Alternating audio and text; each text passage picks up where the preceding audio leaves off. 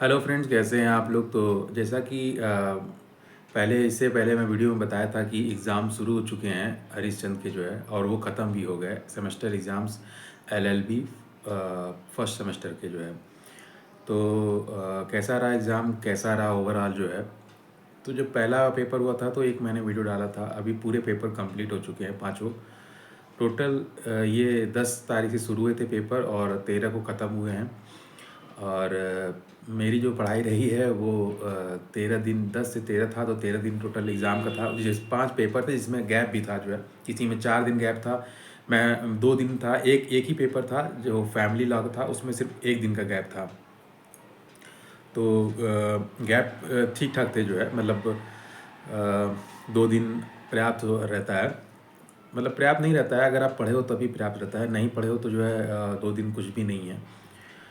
और टाइमिंग जो मेरी थी जो है वो दोपहर के एग्ज़ाम था, एकदम भयंकर। अभी जैसा गर्मी यहाँ वाराणसी में जो है बहुत ज़्यादा गर्मी है। और ये 1:30 बजे से, सॉरी 1:30 बजे से शुरू होता था और 4:30 बजे तक, 1:30 से 4:30 बजे तक था। 3 घंटे का पेपर था। करने वैसे कैसे होते थे कि 4-4 नंबर के 10 क्वेश्चंस होते थे। 12 होते थे, 12 में से आप 10 किसी को भी कर सकते हो। 40 नंबर ऐसे तो होता था। उसके बाद जो है 2-2 क्वेश्चन होते थे। 15-15 नंबर के 4 क्वेश्चन करने होते थे। दो दो ऑप्शन होता था कि मतलब 2 में से 1 करना है। तो 8 क्वेश्चन होते थे, 8 में से मतलब आपको 4 करने ही करने हैं। मतलब हर सेक्शन यूनिट वाइज डिवाइड था, मतलब 2 में से 1 करना ही करना है, ऐसा था जो है। तो जब पेपर दिया तो मेरा मीडियम जो इंग्लिश था। मैंने पढ़ाई कहाँ से की, तो ये सब सीएलपी है। यही सीएलपी जो जितनी है, ये देख रहे हैं, सबसे आखिरी पेपर था इंटरनेशनल लॉ का। तो उस यही सीएलपी से मैंने पढ़ाई की जो है। और इसमें जो टॉपिक्स थे, जैसे कुछ चीज़ें इसमें नहीं मिलती थी जो सिलेबस में मेंशन था या समझ में नहीं आती थी, तो उसको मैंने इंटरनेट से जो है सर्च करके जो है पढ़ाई की, उसको जो है उसको समझा कैसे क्या है क्या नहीं है। रही बात इंग्लिश वालों के लिए, हिंदी वालों में भी बहुत सारी प्रॉब्लम आती है। बहुत सारे इस यहाँ के शब्द ऐसे हैं जो कि बहुत कठिन है। इंग्लिश में भी कुछ बहुत सारे ऐसे न्यू वर्ड्स होते हैं जिसकी मीनिंग नहीं पता होती है। तो कई बार उसको नेट से सर्च करना पड़ता है कि नहीं क्या है क्या नहीं। क्योंकि लॉ के टर्म में और इंटरनेशनल लॉ के टर्म में कुछ चीज़ें बहुत बेसिक वर्ड मीनिंग नहीं आती है, थोड़ा सा हाई लेवल की रहती है। तो ओवरऑल पेपर मेरा कैसा रहा, पेपर मेरे हिसाब से ठीक ही रहा। मैंने सिर्फ वही गैप्स में पढ़ाई की। 13 दिन के पेपर में मैंने 14 दिन पढ़ाई की है, और 14 दिन मैंने पढ़ाई की है। मतलब पेपर के ड्यूरेशन में मेरा एक ही एम था कि मुझे पेपर देना है, इसके अलावा मैं कुछ भी नहीं। हाँ, बेसिक जो काम होते थे घर के, किसी को लाना ले जाना या कुछ ऐसा कुछ इमरजेंसी पड़ गई तो वो मैं करता रहता था। बट हाँ, टाइम को मैंने फुल यूटिलाइज़ किया और कहा कि नहीं मुझे इसी पे डेडिकेट करना है, तो मैंने उसको किया जो है। 14 दिन मैंने पढ़ाई की पूरी। और क्योंकि कुछ भी हो, ये पतली पतली सीएलपी थी। अब इसमें सबसे ज़्यादा तकरीबन 250 पन्ने की, क्योंकि 2 बुक थी तो 250 पन्ने पढ़ने थे फैमिली लॉ के। उसके बाद जो सबसे मोटी बुक रही वो रही अपनी 191 पेजेस की थी, इंटरनेशनल लॉ की। हिंदी वाली पतली पतली हैं।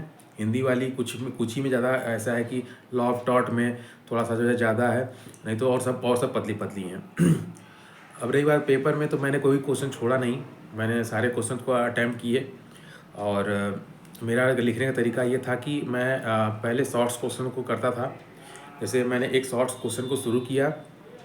शॉर्ट्स क्वेश्चन 200 वर्ड्स में लिखने होते थे, और जो 15 नंबर को उनको 4 नंबर के, और जो 500 शब्दों में लिखने होते थे वो 15 नंबर के क्वेश्चन होते थे।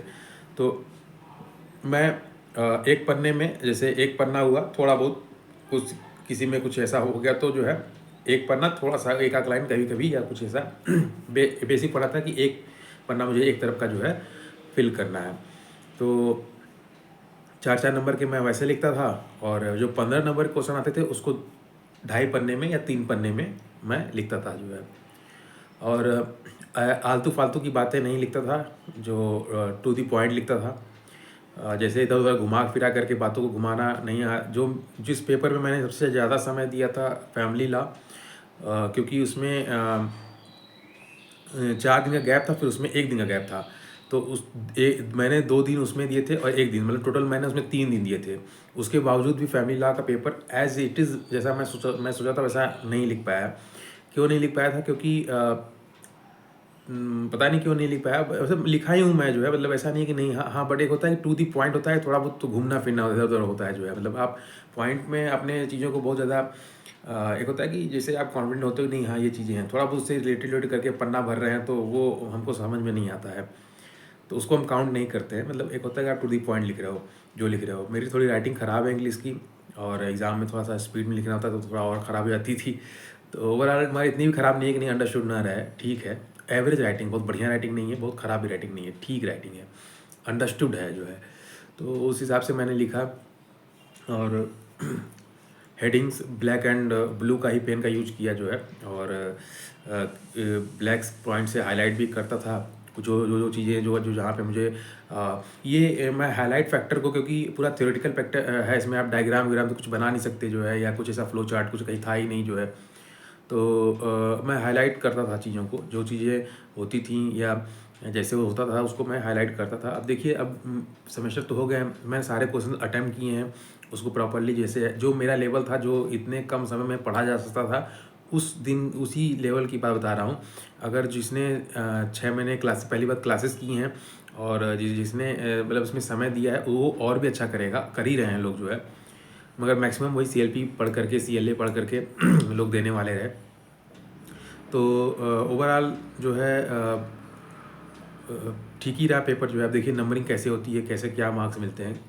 और रही बात कि जब सेंटर मेरा हरिश्चंद्र में ही था जो है, मुझे कहीं और जाना नहीं पड़ा, वहाँ पे और लोगों के सेंटर आए थे जो है। और ये कहा जाए कि कुछ नकल वकल होती है, तो ऐसा कुछ नहीं होता है जो है। बहुत ही स्ट्रिक्ट एग्ज़ाम होते हैं, आपको बैठा देंगे, और फिर आप थोड़ा सा भी इधर उधर मूव करोगे या कुछ ऐसा करोगे तो फिर वो पॉसिबल ही नहीं है, आप भूल जाओ। आपको आ रहा हो चाहे नहीं आ रहा हो, आपको पास होना है तो आपको लिखना पड़ेगा, चाहे जो भी लिखो। लोग कहते हैं कि वहाँ पे टीचर ही बोल रहे थे कि जो भी समझ में आ रहा है तुम लिखो लिखो जो है, बट लिखो। इम्पॉर्टेंट ये है कि आपको लिखना है। अब कि भाई जो पढ़ा नहीं हो क्या लिखेगा, कैसे लिखेगा? क्योंकि इन जनरल ह्यूमैनिटेरियन सब्जेक्ट है, आप केसेस देखते होंगे, बट हाँ बहुत सारे चीज़ें वर्ड्स जैसे क्वेश्चन में पूछ देता है, सक्सेशन पूछ देगा, या और भी सारे एक्स्ट्राडिशन, ये सब चीज़ें हैं। तो इनके आपको मतलब पता होना चाहिए, नहीं पता होंगे तो आप लिख नहीं पाएंगे। तो आप इसके लिए आपको पढ़ना ज़रूरी है।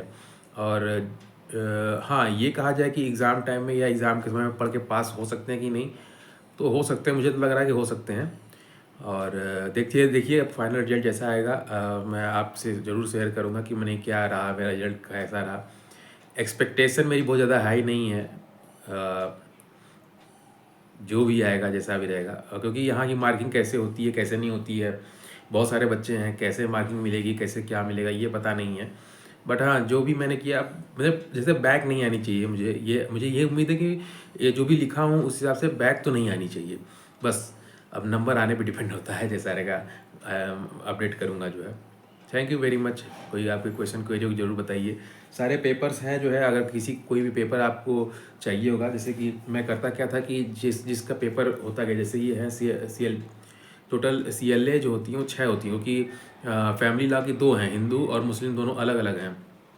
तो जैसे मान लीजिए ये इंटरनेशनल लॉ है, लास्ट पेपर यही हुआ था, तो इसका जो क्वेश्चन पेपर है वो मैंने इसमें डाल के रख दिया है, ये मैंने इसमें डाल के रख दिया है।